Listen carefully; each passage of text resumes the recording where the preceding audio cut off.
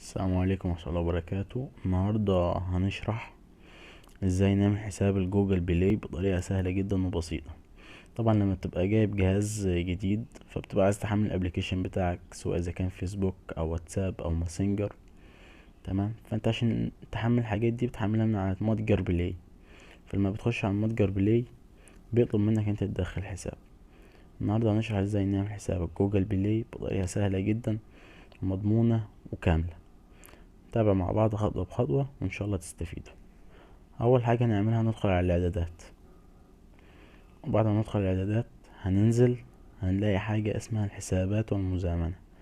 اهي الحسابات والمزامنة، او هتلاقيها في بعض التليفونات هتبقى اسمها الحسابات بس. هتدخل عليها هيفتح لك الصفحة دي، هتنزل تحت خالص عند حاجة اسمها اضافة حساب. اهي اضافة حساب، هتضغط عليها. طبعا احنا دي كلها حسابات. طبعا احنا عايزين نعمل حساب جوجل عشان نحمل الابليكيشن بتاعتنا بسهولة. هتختار جوجل، هياخد ثواني وهيفتح لنا صفحة تاني. تمام، هتتفتح الصفحة دي. طبعا هو كاتب لك البريد الالكتروني او الهاتف ده لو معاك حساب قديم، فانت هتدخله هنا وهيفتح معاك على طول. طبعا احنا هنعمل حساب جديد. تمام، فاحنا هننزل تحت خالص عند كلمة انشاء حساب، هنضغط عليها. بعد كده هيجيب لك لنفسي او لضيف لي. طبعا احنا هنعمل حساب لنفسينا، فانت هتختار لنفسي. تمام، هيفتح لنا الصفحة دي، هيقول لك اكتب اسم واسم العائلة. هتكتب اسمك واي اسم بعده. انا هكتب اسمي. بعد كده هتضغط على التالي. بعد كده بيقولك عليك اثبات انك شخص حقيقي، فهيطلب منك رقم تليفون، فانت هتختار اقرب رقم تليفون ليك، ويفضل لو ان الخط ده يبقى في الجهاز نفسه. بعد ما تدخل رقم التليفون هتضغط التالي.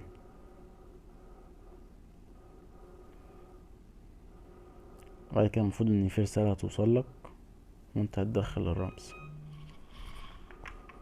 طبعا انا حاطط الخط ده في تليفون تاني. تمام، وهي الرسالة وصلت لي.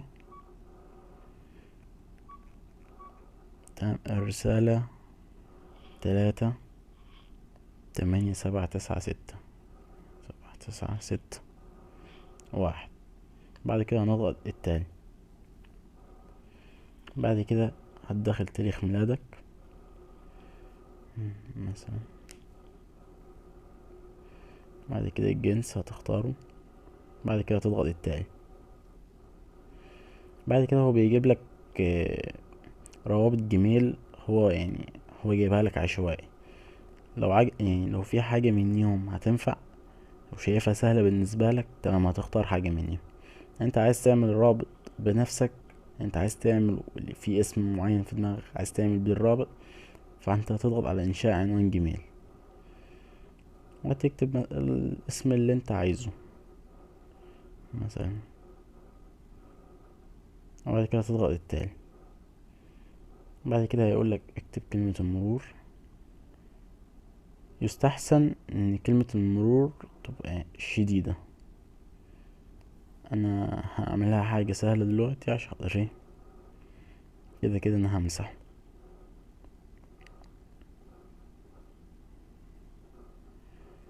بعد كده تضغط التالي. بعد كده هيجيب لك مراجعة لمعلوماتك. بعد كده تضغط التالي.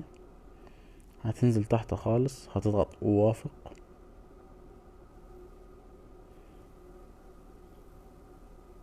بعد كده هتنزل قبول.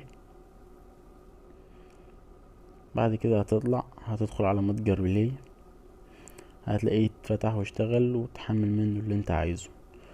واتمنى اني اكون فدتكم بحاجة، وما تنسوش تدعمونا بلايك واعملوا سبسكرايب عشان اقدر افيدكم بكل معلومة جديدة. السلام عليكم.